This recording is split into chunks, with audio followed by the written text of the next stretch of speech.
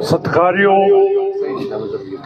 भाइयों, जो आप बीपी ऋतु जी के संघर्ष में आए हैं, संघर्षी लोग हैं, आपको मैं निम्रता के साथ फतेह अर्ज करता हूँ।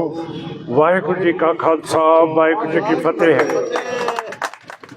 जो जुल्म अब बीपी ऋतु के ऊपर जातवादी लोग, जिन्होंने संविधान के ऊपर कब्जा किया हुआ है, उसका कसूर हमारा भी है। क्यों करके उनको गद्दी के ऊपर हम खुद वोट डाल के पार्लियामेंट में भेजते हैं। अगर हम इनसे दूर रहें तो फिर मैं समझता हूँ कि पार्लियामेंट हमारे लोगों की बात करेगी। पर आज तक जो उधर जातिवाद लोग हैं, स्पीकर साहब हैं, वो भी जातिवाद हैं, प्राइम मिनिस्टर साहब भी हैं, जितने वजीर हैं, ये सब जातिवाद लोग हैं। और इनके खिलाफ अब संघर्ष शुरू हो गया है।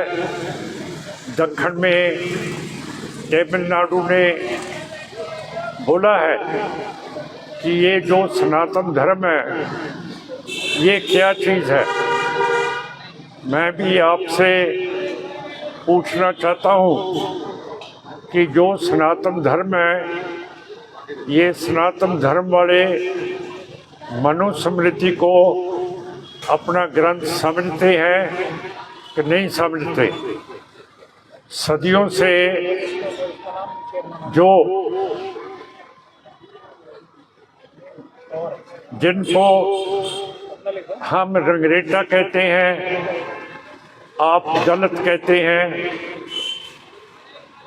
इनके ऊपर जुल्म होता रहा है।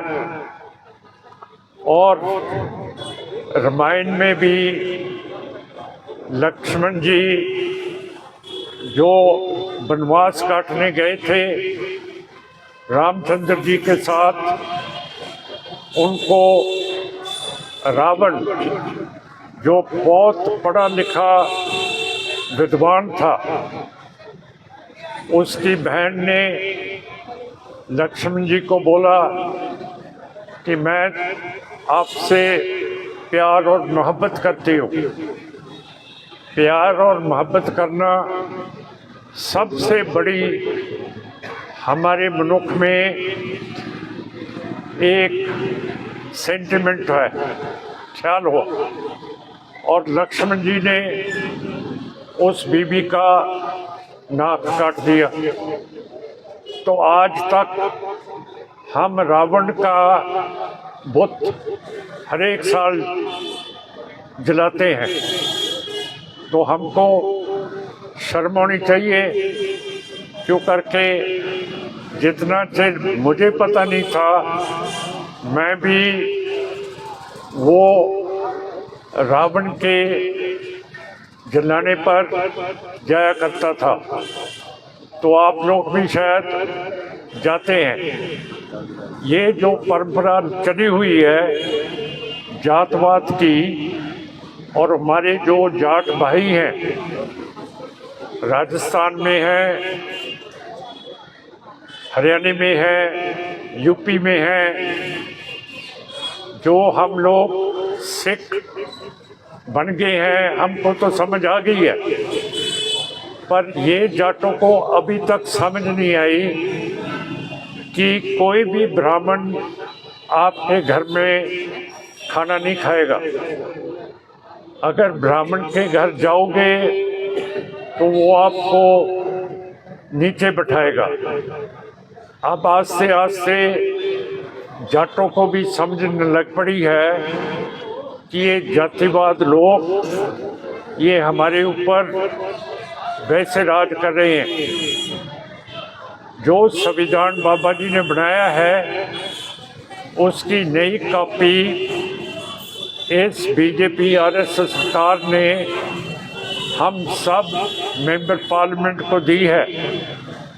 पर आपको शायद मालूम नहीं है, वो संविधान से दो लफ्ज़, एक सेकुलरिज्म जो धर्म निरपेक्षता है, दूसरा सोशलिज्म है, समाजवादी, दोनों काट दिए हैं।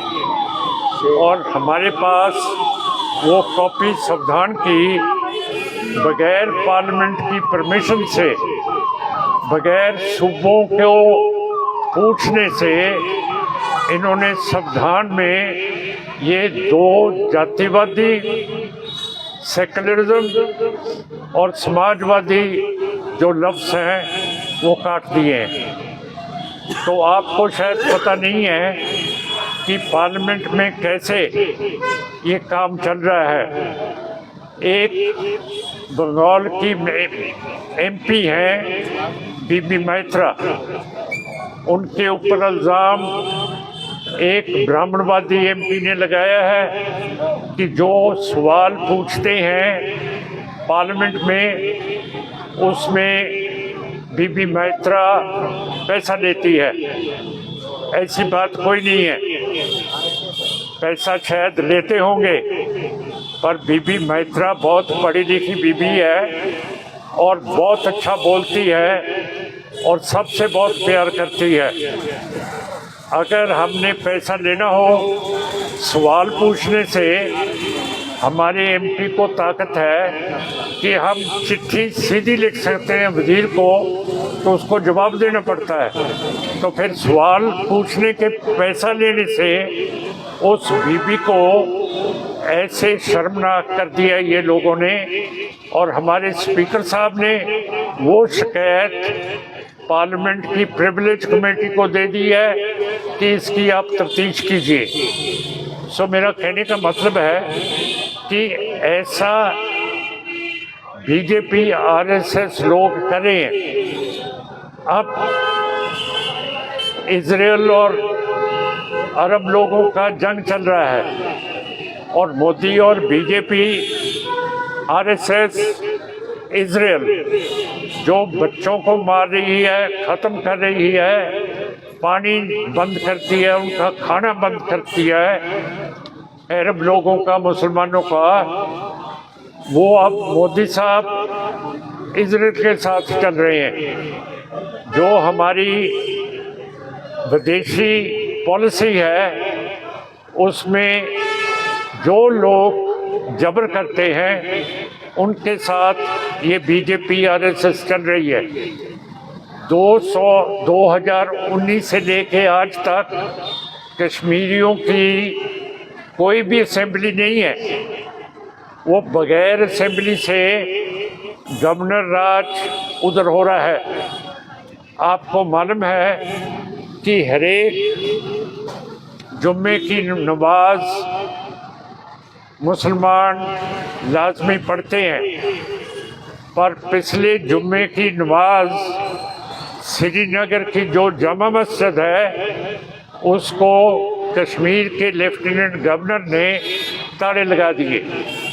बताओ कि कोई धर्म स्थान को ताला लगा सकता है? तो फिर तो इधर भी एक मंदिर जलाया गया था, दिल्ली में भी। तो ऐसी बातें ये सरकारें कर रही हैं जो बिल्कुल गलत हैं।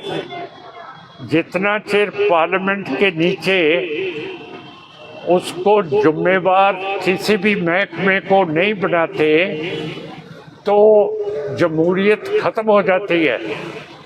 बाबा जी का कहना है कि जितने भी सरकार के महकमे हैं वो पार्लियामेंट के अधीन होंगे, पर नेशनल सिक्योरिटी एडवाइज़र, रॉ का खुफिया महकमा, आईबी का खुफिया महकमा, मिलिट्री इंटेलिजेंस का खुफिया महकमा, ये पार्लियामेंट को जिम्मेवारी नहीं है।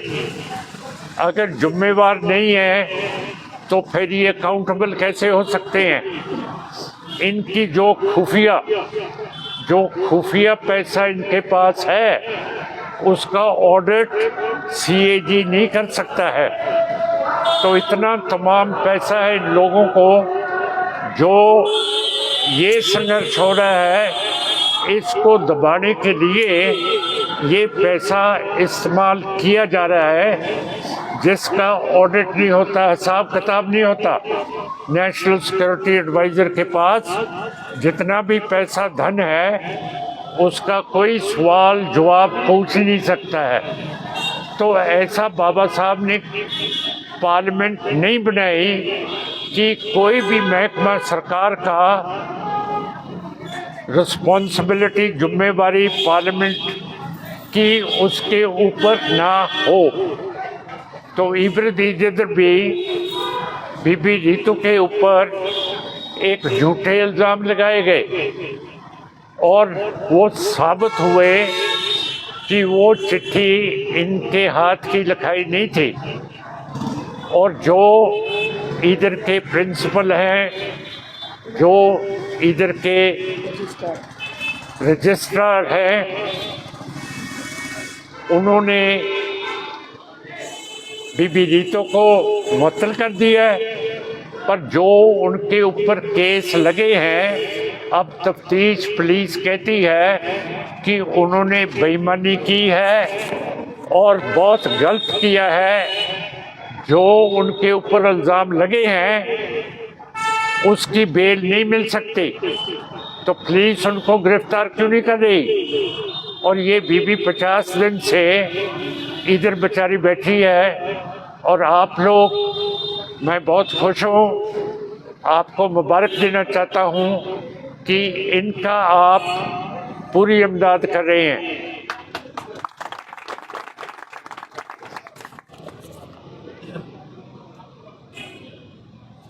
हम कांशीराम जी से 1999 में इलेक्शन लड़े थे। पहली दफ़ा उनकी पार्टी का मेंबर पार्लियामेंट में हमारी पार्टी के साथ गए थे।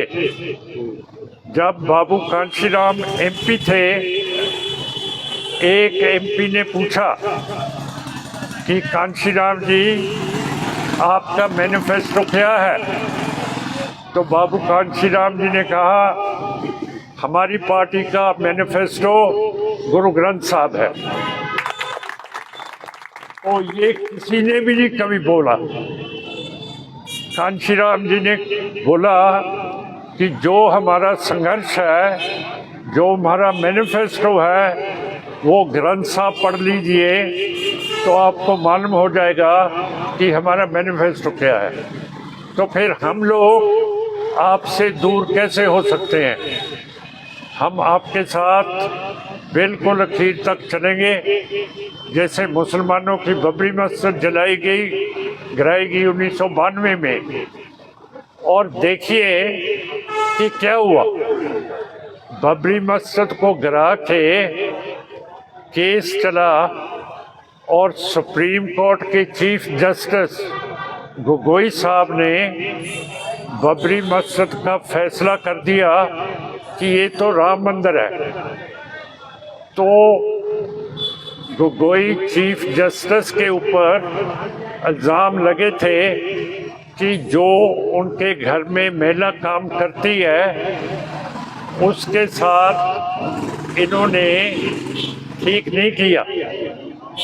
जब किसी के ऊपर ऐसे छेड़खानी के इल्ज़ाम लगते हैं, हमारे वकील साहब बैठे हैं, ये केस जाता है पुलिस के पास। बस सुप्रीम कोर्ट के जजों ने बोला कि हम कमेटी बनाएंगे। कमेटी बना दी सुप्रीम कोर्ट के जजों में, जो कानून के मुताबिक नहीं बन सकती। तो उन्होंने फैसला किया, जिस बीबी ने इल्ज़ाम लगाया था, जिसके ऊपर बुरा काम करने की इच्छा थी गोगोई साहब की, उसने कहा कि मेरा वकील सुप्रीम कोर्ट की कमेटी में आना चाहिए। आर्टिकल 21 बाबा साहब के संविधान की बोलती है कि हर एक नागरिक का संवैधानिक हक है कि वो अपने वकील के साथ अपना केस लड़ सकता है।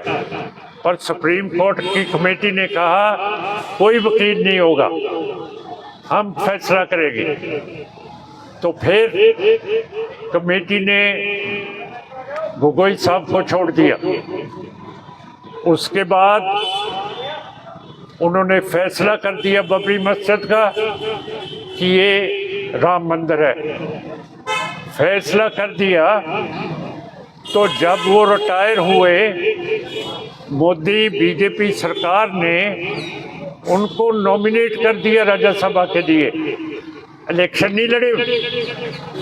सरकार के पास पावर होती है कि बगैर इलेक्शन से कुछ न कुछ मेंबर पार्लियामेंट के जो मिनॉरिटी के होते हैं, जातवादी के नहीं होते, जो छोटी संख्या के होते हैं, जो पार्लियामेंट में वोट के साथ नहीं जा सकते, उनकी संख्या इतनी नहीं होती कि वो पार्लियामेंट में वोट के साथ जा सकते हैं। उनको सरकार नॉमिनेट कर सकती है, नुमाइंदगी देती। और गोगोई साहब ब्राह्मण लोग हैं, उनको नॉमिनेट करके 6 साल के लिए राज्यसभा में डाल दिया। अब मैं कई दफ़ा बोलता हूँ, मुझे कोई कहता है कि आपके खिलाफ दावा हो जाएगा, आप सुप्रीम कोर्ट के खिलाफ बोलते हैं। मैं बोला हूँ कि मेरा असूल है कि जब हमारी ज़मीर की आवाज़ है और दूसरा आदमी गलत कर रहा है, अगर हम कह देंगे गलत, उसके पास जरूरत ही नहीं होगी कि हमें सुप्रीम कोर्ट या और कोई चीज़ बुला सके। वो शर्मिंदे होंगे। जो मैंने आपसे बात की है, अगर मेरे ऊपर सुप्रीम कोर्ट बुला ले तो यही बात उनको मैं बोलूँगा तो क्या जवाब देंगे? तो फिर काहे का मेरे खिलाफ वारंट भेज करेंगे? आप ही अपनी कब्र फूट के उसमें छाल मारेंगे कि नहीं? सो ये बात है, ये सारा कानून सुप्रीम कोर्ट में कम गिनती सिखों का नुमाइंदा सुप्रीम कोर्ट में गया ही नहीं है। और अब अगर हमने रक्षा करनी है इस देश की, तो हमको फौज तो तकड़ी चाहिए, पर जो नए जवान ये ले रहे हैं वो सिर्फ 4 साल नौकरी करेंगे। 4 साल में एक जवान पूरा टेक्निकल काम, वर्जिश का काम, दिमाग का काम कैसे सीख सकता है?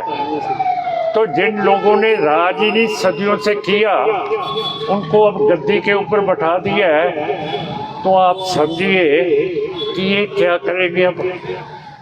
तो मेरा मतलब है सब। और लद्दाख में 2020 में 2022 में 10,000 स्क्वायर किलोमीटर चीन से कब्जा करवा दिया। 1962 में 40,000 स्क्वायर किलोमीटर हमारे लद्दाख का चीन से कब्जा करा दिया। जो 2020 और 22 में किया है उसके बारे ये बोलते ही नहीं, इंफॉर्मेशन ही नहीं देते। और जो भी जातिवाद एमपी हैं वो आगे जाके पूछते ही नहीं है कि ये क्या हुआ। अब ये सारी जो चीज़ें हो रही हैं कम गिनतियों के साथ, मणिपुर में जो वकील साहब ने कहा ईसाइयों के गिरजाघर जला दिए, मुसलमानों के, और जो सिख हैं कनाडा में बस रहे हैं, विलायत में बस रहे हैं, पाकिस्तान में बस रहे हैं, उनको नेशनल सिक्योरिटी एडवाइज़र उनको मरवा दिया। कनाडा की पार्लियामेंट में शोर मच गया कि इंडिया की खुफिया एजेंसी जो सिख कनेडियन नागरिक हैं उनको इंडिया की खुफिया एजेंसी ने मरवा दिया है। तो मेरा मतलब है, तभी मैं चला रहा हूँ कि इनको जिम्मेवार बनाओ पार्लियामेंट को। ये बगैर जिम्मेवार कोई भी महकमा हो अगर ऐसे चलेगा तो फिर आपको मतलब है तो गदर तो होगा। रिस्पॉन्सिबिलिटी के बगैर, जिम्मेवारी के बगैर कई महकमे चल रहे हैं जो हमारे बीच फूट पाते हैं, हमको दशहरे के ऊपर ले जाते हैं और कहते हैं कि आप रावण को देखिए। ये सारा कुछ जो आदमी, एक विद्वान आदमी दक्षिण का, तमिलनाडु का, लंका का विद्वान है रावण, उसका बुत कैसे जला सकते हो आप? कैसे ये ब्राह्मणवादी लोगों के साथ रिश्ता कर सकते हो आप? मैं आपसे पूछना हूँ कि जो तमिलनाडु ने बात की है ये सनातन धर्म की, इसमें सनातन धर्म में मनुवाद स्मृति को माना जाता है कि नहीं किया जाता है? तो फिर तो प्राइम मिनिस्टर कह रही है कि हमारी बेइज्जती कर दी। दूसरे वजीर रक्षा के बोल रहे हैं राजनाथ सिंह जी कि जो सनातन धर्म के खिलाफ बोलेगा हम उसको खत्म कर देंगे। जो लोग मनुस्मृति में मानते हैं उस धर्म को मानना मैं समझता हूँ पाप है, गुरु ग्रंथ साहब के खिलाफ है। तो हम सब लोगों को खड़े होके अब एक होके ये बीबा के साथ, आपके साथ जो भी कमज़ोर लोग हैं, अब जो ट्राइबल लोग हैं, आदिवासी हैं, अब तो हमारे राष्ट्र के प्रेसिडेंट एक ट्राइबल बन गए हैं, आदिवासी बन गए हैं। थोड़ा सा ट्राइबल लोगों को आराम हुआ है, जो मैं सच बोलूं, क्यों करके छत्तीसगढ़ में, बिहार में, झारखंड में, उड़ीसा में, मध्य प्रदेश में, छत्तीसगढ़ में जो आदिवासी हैं वो अपने जंगलों की रक्षा करते हैं। और ये जो मनुवाद लोग हैं सब जंगलों को काट के उसके जो भी पदार्थ हैं वो छीनना चाहते हैं और आदिवासी लोग उसकी रक्षा करते हैं। उनको ये ब्राह्मणवाद लोग कहते हैं, ये नक्सलाइट है, ये माओवादी है और उसको मार देते हैं। कहाँ लिखा है कि आप माओवादी कह के, नक्सलाइट करके, टेररिस्ट करके किसी को मार सकते हो? कानून के साथ सजा दे सकते हो, पर किसकी ताकत है कानून के बाहर जाके कश्मीरियों के ऊपर गोली चला देते? रोज आप पढ़ते हैं कि आज 7 मार दिए। और ये जो प्रेस है ये भी जातिवाद में हो गई है, बिल्कुल जातपात में हो गई है। ये हिंदुत्व की प्रेस हो गई है। ये प्रेस हम की नुमाइंदगी नहीं करती है। तो बीबा को हम जरूर इंसाफ दिलाएंगे। आप जैसे लोग जब बुद्धि वाले इकट्ठे हो जाए तो मेरा मतलब है हम अपनी मंजिल के ऊपर लाजमी पहुंचेंगे। इन्हीं शब्दों के साथ आपको मुबारक देता हुआ आपको फतेह अर्ज करता हूँ। वाहिगुरू जी का खालसा, वाहिगुरू जी की फतेह।